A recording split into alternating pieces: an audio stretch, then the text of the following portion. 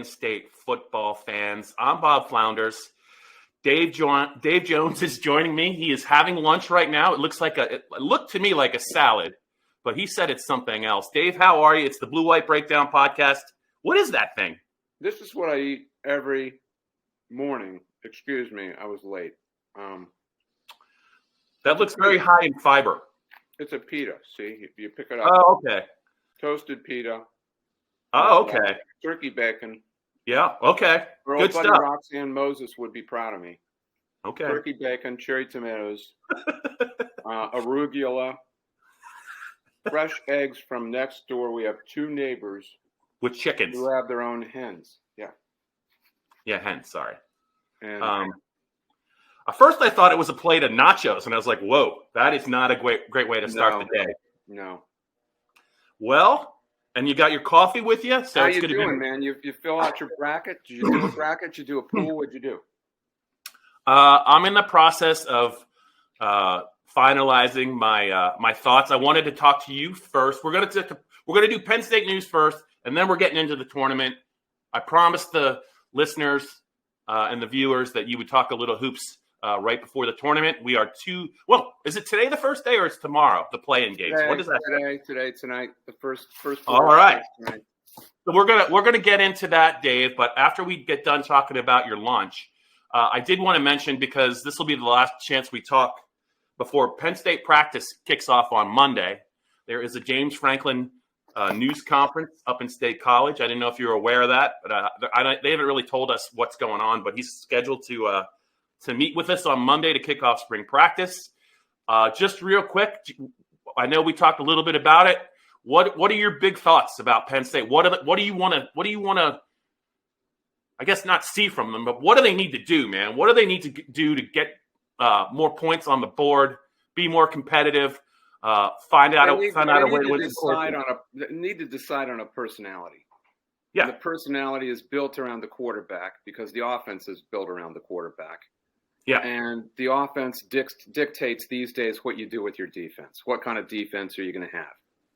Are you going to have a defense that just holds the fort down, or are you going to have a defense that's the core of what you do? So are you a running team? Are you a throwing team? Are you a ball control throwing team? Are you a cast it down the field, field stretching throwing team? What are you? Because under James Franklin, this program has tried to seem to be all three.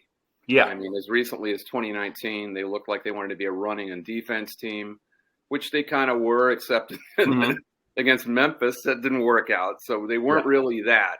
The only time they've had a pure personality is in 2016 and 2017, where they were a balls out, throw it down the field team who, well, for lack of a better term, that's the best term to use. Sure. Where they're looking for big plays all the time. They haven't been that for a while. That's what he wants to get back to. He just hasn't been able to do it. I think they need the quarterback to do that. Now, to me, I mean, this is like Tom. What did you think of Tom Brady, like, coming back? Know when to say when, right? Know when to get out. A 40. You know what I think? I think he was so miserable that Giselle was laying around the house moping, and Giselle just said, "Get out of here. Just go back." That's a bad reason to get back in. But I think it's frankly, I don't want to say stuff like this about college kids, but I think it's time for Drew Aller. It's his time, and I would be more comfortable if they'd already decided on that and Sean Clifford hadn't come back. That's the way I feel. How do you feel? I feel like Dave, is the minute one of the young guys are ready, and everyone assumes it's going to be Drew, the 5-star. They do like the other young guys. The minute one of them asserts himself and they feel good about him, that's when you do it. If they see that in August after they do some good things in spring, I think you do it. If it takes a little bit more time, they have an insurance policy with Sean for the first couple games if need be. But I am kind of aligned with you. I think the minute one of these guys shows they can run the offense, they're comfortable, playing in front of a crowd, and they can run the offense. I think that's when you make the change. Yeah, but this isn't 20 years ago anymore. where Yeah. Joe Paterno believed in easing in any kid and maybe taking a year or two. Right. You remember when Matt Seneca was the quarterback because he'd been around for a while and they didn't let Zach Mills play for 4 I think it has to be this year. I'm just not sure when that point will come. Well, even if it's this year, is what I'm saying. Yeah. You're basically using up half a season, I think, because Sean Clifford is not Matt Seneca. He's an established veteran. Right. He's not going to let go of the job easily. Right. I mean, he's going to have to fall on his face, I think, for Franklin to make the switch, don't you? That has been Franklin's kind of, that's kind of what he's done. He likes the incumbent, man. He loves the incumbent. He always has. Everyone does, but he just got a new contract. Right. He has the ability to take a big swing on something. I just think it would have been easier if you could hand the keys to Drew Aller and say, okay, this is where you start. We're not expecting 11-1 here.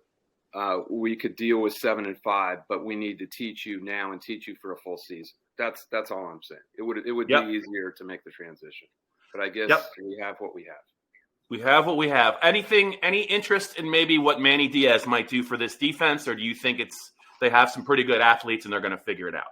Oh, I don't know. I mean, I think in all cases that came around so quickly. The way coaches have to hire assistants these days because of the transients in college football and the money flying around is they have to grab whatever they can get when they get it. And there's no having a black book with a guy who might be around in 3 years and you can plan on that. You can't even plan on next week anymore because stuff happens so fast. It's like musical chairs, and whoever you got when the music stops is who you have. So I don't even know what to think of Manny Diaz. He was a great coordinator, but doesn't he still want to be a head coach? Of course he does. So, yeah. So once you've been a head coach, you want to be a head coach again. I think the OC wants to be a head coach too. Oh, yeah. So I would say this is part of the problem with college football these days. Unless you have an established culture and personality, it's really hard to keep it. And if you have to establish it, you're constantly dealing with this constant turnover of assistants. It's hard to do, man. It's hard to do. Yep. Two more thoughts. The offensive line better come together fairly quickly. They got to find 5 guys they like, see how that looks. And I'm really excited to see the 5-star running back at some point, Nick Singleton, the Pennsylvania kid. I've heard nothing but great things about him. Okay, so I'm gonna throw a question about you. Given the roster that you have and that you see, do you believe in an established personality, or don't you? Do you think? No, I do. I definitely do. I do too. I do.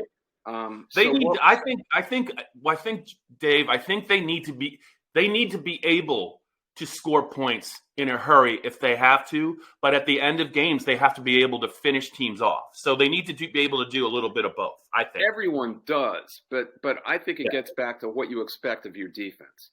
You have to tell your defense what kind of team we're going to be in order to allow them to be to set who they are, because the offense these days runs everything.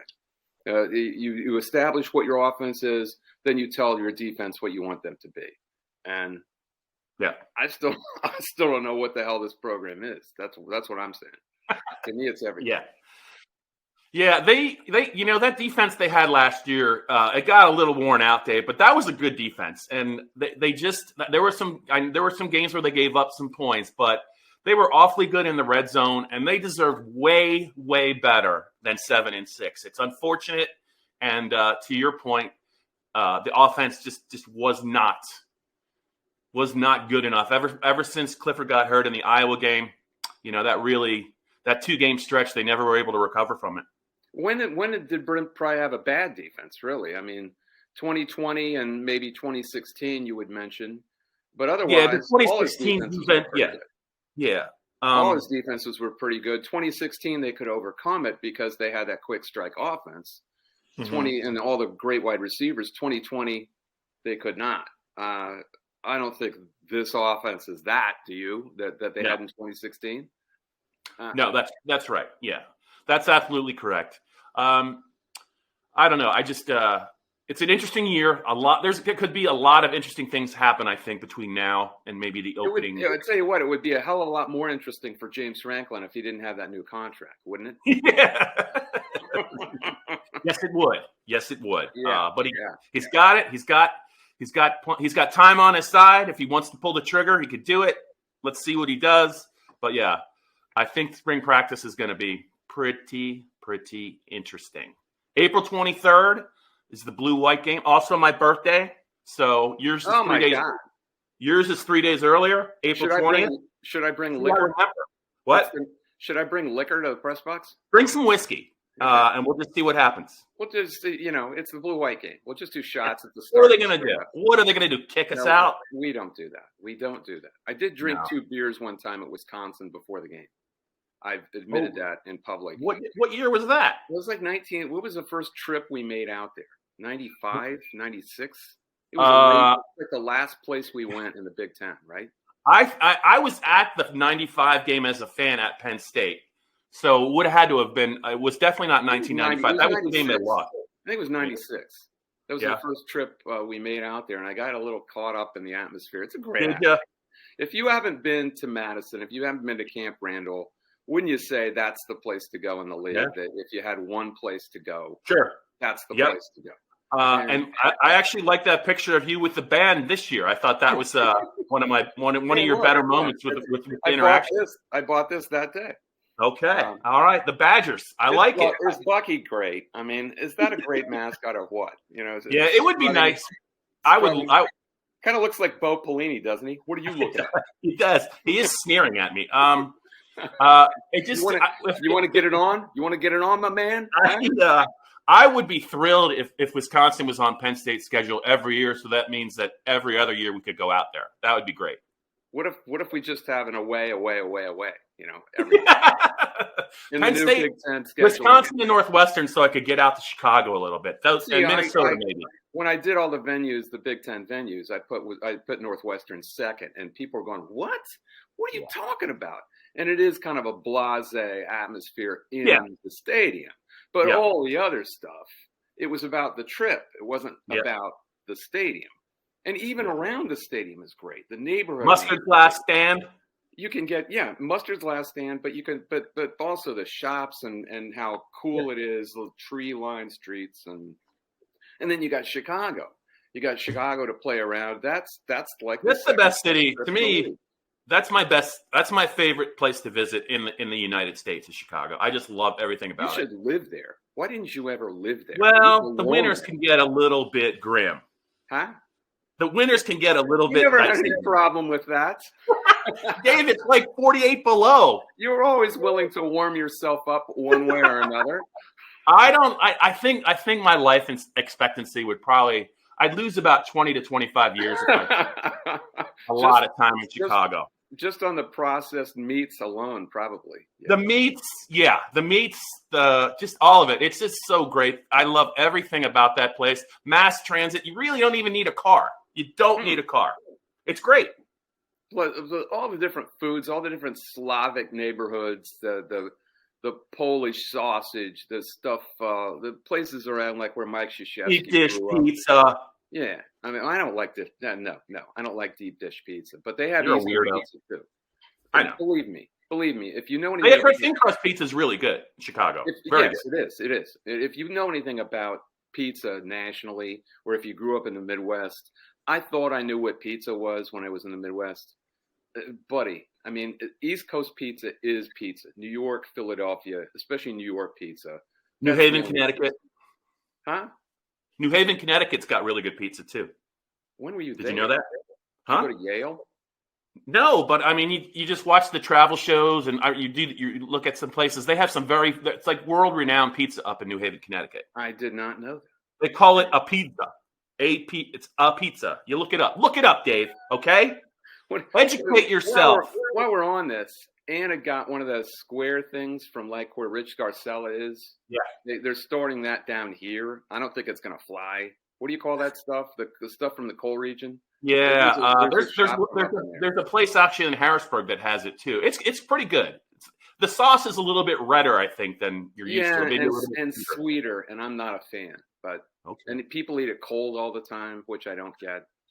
Dave, the place that everyone raves about, that I've heard about in Philly, is Angelo's. Have you ever been there? On 9th Street? If everyone has their own neighborhood pizza place, and here in Downingtown it's Leone's, and I don't go anyplace else because it's exactly what I want. The guys there are brothers who acquired the shop through their father, and they're all Yankees fans, which they don't care. They flaunt it in Philadelphia, which is hilarious right off. And I mean, I know all those guys. My kid grew up. There's one of the guys, Travis, whose real name is Santino. He used to give Nick dough to play with when he was 2 years old because he was fascinated with Travis making the pizzas behind the counter. So he'd give Nick his own little piece of dough, and we'd come home and make a pizza here. But the crust is the thing. The crust is everything. And I never had good crust until I came east. I didn't know. In the West, in the Midwest, that Ohio dumpster fire you're from, they don't even have good pizza. No, man. It's all this. Go back to Ohio, Dave. All you need to know about Ohio or the Midwest is everything is franchise pizza. Yeah. So there are no little shops. I mean, everyone swears by their own shop, their own family shop in their own neighborhood. So Leone's is ours. It's the only one. There aren't any others. There's no chain. Have you ever gotten good pizza in State College? Yeah, I mean the old what's the place that doesn't exist anymore? On Atherton. I can't remember the name of the place. We've been there. It's not there anymore. The Rathskeller. No, it's out on Atherton. Oh, coming in. I only know beer, Dave. I'm just kidding. We should have Brennan on to talk about State College pizza. Brennan would know what I'm talking about. God, I used to go there all the time. It was good. Yeah, it was good. Okay. All right. I didn't know if State College had a good pizza joint. That was it. I think a lot of people went to Papa John's up there. Yeah. All right. Hey, it's the Blue White Breakdown. We talked about Penn State football. We talked about Dave's favorite pizza spot in his not his hometown, but where in Downingtown. So let's talk about the tournament. I want you to give me your thoughts. Do you think it's going to be is it going to be like a 1 seed that wins this thing? Do you give anyone a sleeper a shot? Give me some good stuff. Yeah, I'm afraid so. I mean, this seems like the kind of year where somebody like Butler or Wichita State could crash the party, but I don't see, like, Butler got really close to winning it in 2010. And I was right behind Gordon Hayward's shot. I was like 30 feet behind him online watching that thing go up the 50-footer from half court. I was right behind him, and it was online, man. I was thinking that thing's going to bank in. And that's the only time a little school has really gotten close. George Mason got to the Final Four. They didn't really get close. Loyola got there. They didn't really get close. I don't see that happening, but it should be that kind of year because there's nobody dominant up top. What I have in the Final Four is Gonzaga, Arizona, Kentucky, and Kansas, which could not be more boring. Right? We picked 3 1 seeds and a 2 seed. Yep. It's what I came up with because I don't see, who's the sexy pick right now who isn't a 1 or 2 to make the Final Four. Yeah. Everyone knows who it is. Who is it? No, I thought everyone was kind of on the Arizona bandwagon. That's what I was talking about. I'm talking about not a 1 or a 2. Who's a sexy pick to make the Final Four right now? It's a Big Ten team. Oh yeah, it's Iowa. Right. I don't believe in them. I can't believe in them. Do you realize they haven't made it out of the first weekend in 23 years? I mean, they haven't won 2 games in 23 years. So I can't believe. I really like Fran McCaffrey. He's a good dude. He's a really cool guy. He's a Philly guy, but their team is built around their offense, and I think this time of year, but they have more athletes than they used to with Keegan Murray and his brother Chris and Toussaint, and they've got some guys who can run around and they play a little better defense than they used to. And I don't think Providence is going to get him. I don't think Richmond is going to get him. Chris Mooney against McCaffrey, which is a couple of Philly guys going against each other, which is interesting. But those are not teams that are going to challenge them on defense, which is usually what kills them. The last 5 times they've lost in the tournament, or the last 9 years, they've given up, I think it was 83 points or more every single time. So they always come up against the side that they can't defend. And this time it's going to be Kansas, I'm afraid. There's no reason that Kansas won't survive. All they got to do is play Creighton. And I just don't see it, man. But they will win 2 games. They should win 2 games unless they can't beat Providence, and then it's going to be another Big Ten pratfall. The one thing I do see is another failure for the Big Ten. I don't see Wisconsin getting by Auburn. I don't see Purdue getting by Kentucky, although some people are picking that. I don't think Purdue can defend Kentucky's guards. And Illinois is all over the place. They're going to come up against Houston, it looks like. And you can't really pick Illinois in that game. And if they do get by Houston, they got to play Arizona. There's no way that I can see any of these Big Ten teams getting to the Final Four, which is another failure, which is a long-running narrative with this league. No championship out of the Big Ten in 22 years. And they keep saying they're the best league in the country. Well, where is it? The best league in the country. Where? The best league in the country shouldn't just be the best league top to bottom. You're not talking about the 9th and 10th place teams, which this year would be Penn State is 10th, and that's a really good 10th place team. They are. Micah Shrewsbury did a terrific job patching together a team that won 9 Big Ten games, lost 14, but won 9, including the tournament. With that, I mean, it was really kind of remarkable. But Gonzaga, Kansas, Kentucky, and who was your 4th team? The other 1 seed? Arizona. Okay. And who do you have winning it all? I got Kentucky beating Arizona. I think the kid from Erie. They had a great final in 97, Kentucky, Arizona. Arizona won. Remember that team? 97 or 98. I was there, yeah. It was they were like a 7 seed, and they whooped them. 25 years ago. In overtime. Yeah. 25 years ago this Miles year. Simon. But people from around PIAA country might remember Kentucky's center, who started out West Virginia and now is he's gotten really good really fast. And he's a really interesting player for this time in basketball because no one really has a dominant center other than like Kofi Coburn at Illinois. This kid's only played basketball for 8 years at all. He grew up in the Congo, and he's going to be a lottery pick next year. He went to Kennedy Catholic before going to Bob Huggins at West Virginia, and then he transferred over. Anyway, I think this is a horse that Cal can ride. I don't know if they can beat Arizona, but I picked them. Arizona is certainly the obvious pick for everybody, and I think they're better than Kansas. I think Kansas gets out of their region simply because there's nobody there to beat them. I mean, Wisconsin's not going to do it, and Iowa's not going to do it, and I don't think Auburn's going to do it either. So all right.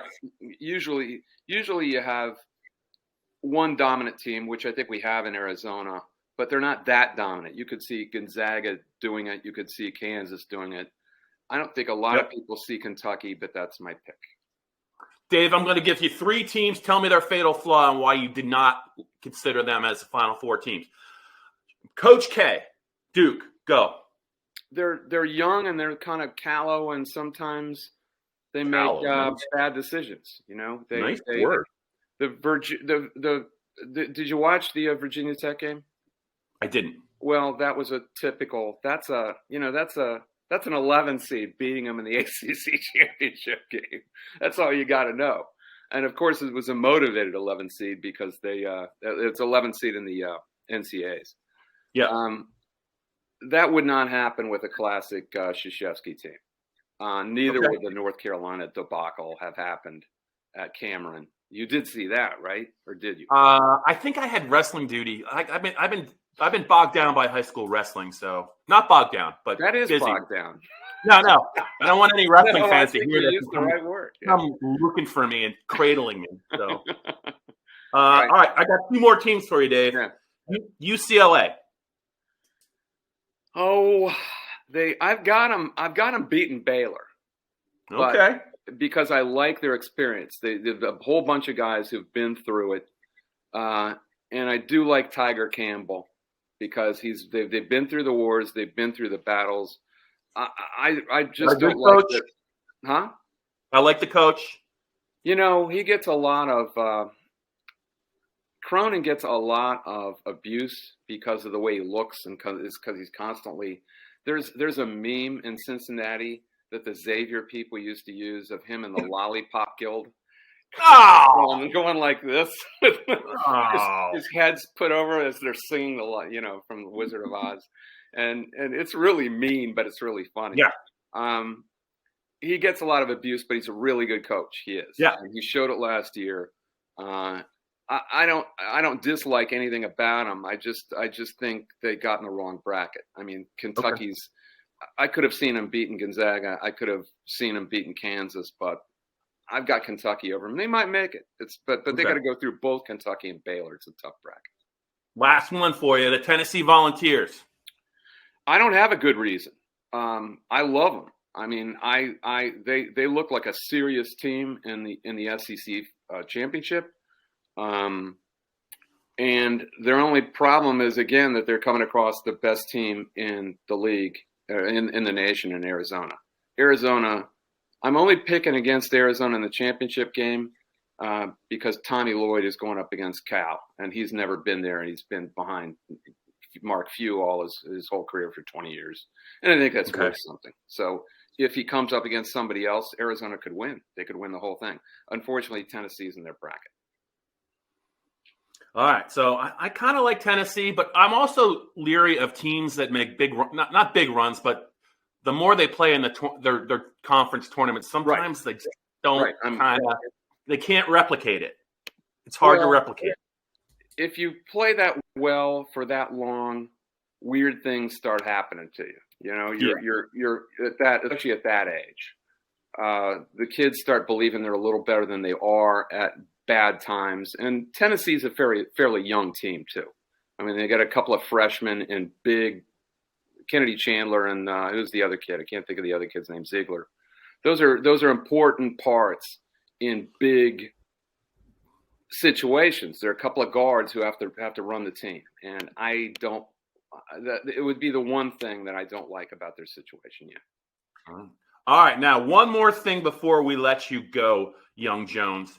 I want from you a first round, no doubt about it, not shock the world, but I want an upset pick from you in the first round that's going to surprise some people. Take it to the bank. You heard it on the Blue White Breakdown podcast from Dave Jones. So-and-so upsets so-and-so. Give it to me. Vermont over Arkansas. Woo! It's not shock the world, but you want a surprising upset, right? That feels what's Vermont's seed? They're a 13. Okay, well what's that, 4 versus 13? Yeah. Arkansas. I like the situation. First of all, Arkansas got axe murdered. Their Eric Musselman, their coach, was just like so graphic on this podcast.